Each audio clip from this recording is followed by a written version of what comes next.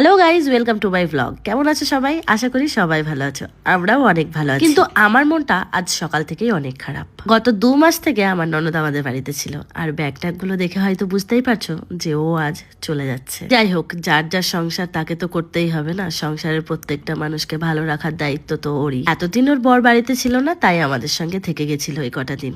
আর যেহেতু ওর বর বাড়ি চলে এসছে, তাই ওরও আর অন্য কিছুতেই মন লাগছে না, তাই তাড়াহুড়ো করছে বাড়ি যাওয়ার জন্য। যাই হোক, সবশেষে এটাই বলবো যে যার সংসারে ভালো থাকো। ঘুম থেকে উঠে বাবুকে খাইয়ে তারপরে আমার মা অল্প একটু ভাত দিয়ে গেছিল, আর বাড়িতে একটু ভাত ছিল, তাই সকালের দিকটা অত চাপাচাপি ছিল না। আর যেহেতু আজকে একাদশী, তাই যেটুকু ভাত ছিল, আর মা যেহেতু অল্প একটু ভাত করেছিল, তাই আমাকে দিয়ে গেছিল যে তোরা সবাই মিলে অল্প একটু। সত্যি কথা বলতে আমার শাশুড়ি সকালবেলা রান্না বান্না করেই দেয়, আর যখন উনি বাড়িতে থাকে না সেই দিনটা আমাকে করতে হয়।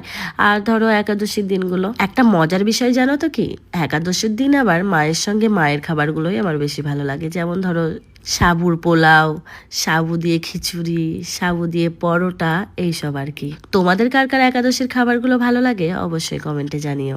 একাদশীর দিন নিরামিষ খেলেই ভালো হয়, কিন্তু কালকে যেহেতু বাসি ভাত ছিল, তাই ভাবলাম কি একটু পেঁয়াজ টেয়াজ দিয়ে লঙ্কা দিয়ে মাখিয়ে ডিম দিয়ে ভাজা করবো। আর সত্যি কথা বলতে আমার পেঁয়াজ কাটতে গিয়ে এখনো পর্যন্ত চোখ জ্বলে।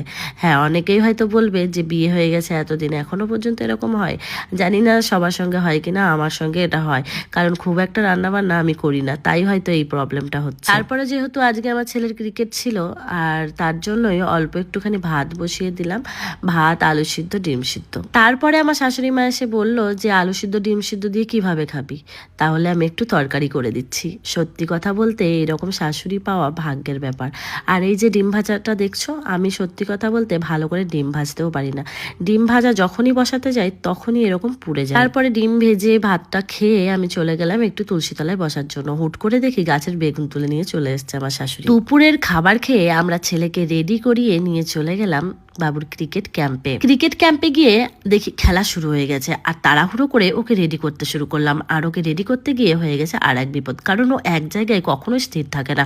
যখনই রেডি করতে যাচ্ছি পিছিয়ে পিছিয়ে চলে যাচ্ছে। সত্যি কথা বলতে বাচ্চা কাচ্চাদের সঙ্গে কিছু একটা করার সময় যদি একটু নড়াচড়া করে প্রচন্ড বিরক্ত লাগে। তারপরে দেখো আমি এইগুলো সব পরিয়ে দিচ্ছিলাম, পরানোর পর একটুখানি পরেই বলছে মা এগুলো আমি পরবো না।